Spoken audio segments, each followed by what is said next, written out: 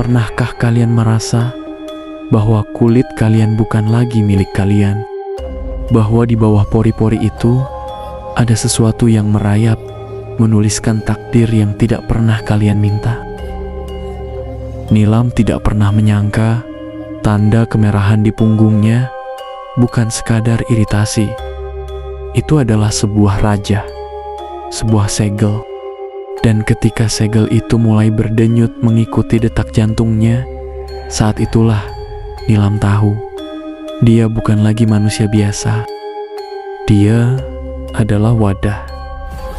Wadah bagi sesuatu yang seharusnya tetap terkubur di masa lalu.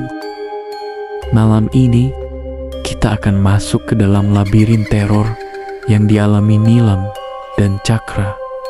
Sebuah perjalanan yang membuktikan bahwa setan paling mengerikan bukan yang bertaring, melainkan yang menuliskan nasib kita di atas lembaran dosa.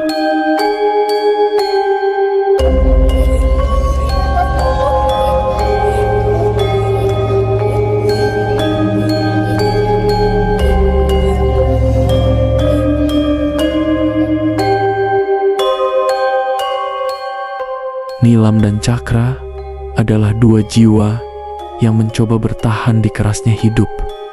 Mereka hanya ingin ketenangan, namun ketenangan adalah kemewahan yang tidak direstui oleh semesta bagi mereka. Semuanya bermula di sebuah rumah tua di pinggiran kota, tempat di mana dinding-dindingnya seolah bernapas dan lantai kayunya selalu berderit, seolah meratapi sesuatu yang terkubur di bawahnya. Cakra, pria yang selalu mengandalkan logika, mulai goyah. Logika tidak bisa menjelaskan mengapa setiap jam 3 pagi suhu ruangan turun drastis hingga napas mereka berubah menjadi embun. Logika tidak bisa menjelaskan mengapa Nilam mulai menari di dalam tidurnya.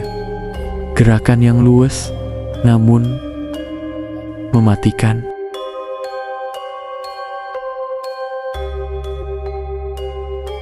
Awalnya hanya hal-hal kecil, bau kemenyan yang tertinggal di bantal, suara langkah kaki di atap yang tak berpenghuni. Hingga puncaknya, Nilam menemukan helai-helai rambut panjang di dalam makanannya. Rambut yang bukan miliknya, juga bukan milik Cakra. Di titik terendah keputusasaan mereka, muncul dua sosok asing, Malawangsa dan Birsa, dua orang yang tampak tahu terlalu banyak tentang apa yang terjadi. Mereka tidak membawa solusi, melainkan peringatan. "Kalian sedang diburu," kata Malawangsa dengan suara yang lebih dingin dari es. "Dan pemburunya tidak butuh raga kalian. Dia butuh tanda itu."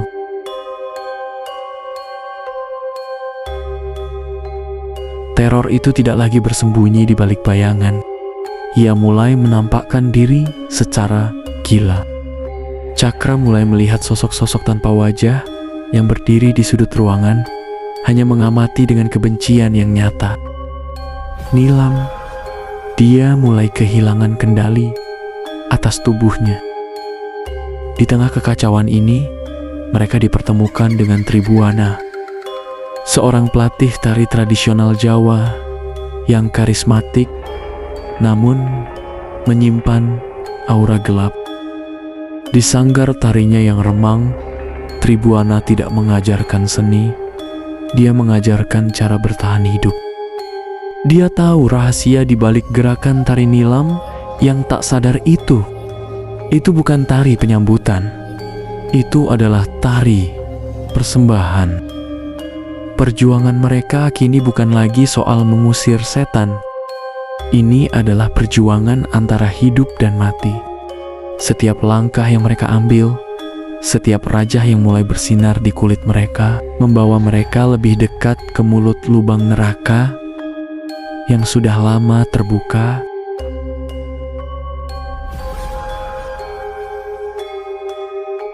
Namun, kebenaran yang terungkap jauh lebih pahit dari sekadar gangguan iblis. Melalui penglihatan yang menyiksa, Nilam akhirnya mengerti, iblis ini hanyalah pion. Ancaman sebenarnya jauh lebih kolosal. Ini bukan tentang satu atau dua orang yang kerasukan. Ini tentang tatanan dunia yang mulai hancur. Zaman di mana yang benar dianggap salah, dan yang gila dianggap waras. Dan Nilam, dia adalah kunci untuk membuka gerbang kehancuran itu sepenuhnya. Iblis-iblis itu tidak ingin membunuh Nilam. Mereka ingin Nilam memimpin mereka. Tribuana, Malawangsa, dan Birsa, siapa kawan dan siapa lawan. Di zaman Edan, garis antara penolong dan pengkhianat menjadi sangat tipis. Mungkin orang yang paling ingin menyelamatkanmu adalah orang yang paling siap menumbalkanmu.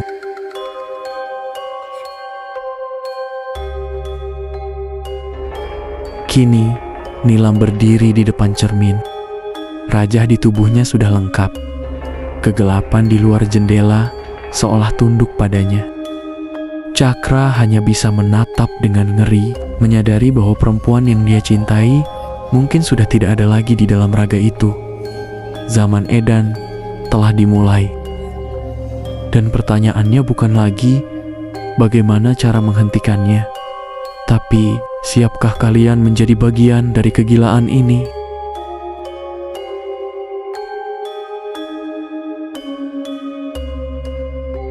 Apa menurut kalian Nilam akan menyerah pada kegelapan? Atau justru dialah yang akan menjadi penguasa dari petaka zaman Edan ini? Dan menurut kalian, apa sebenarnya arti rajah terakhir yang muncul di keningnya? Tulis teori kalian di bawah. Karena di zaman Edan ini, tidak ada jawaban yang terlalu gila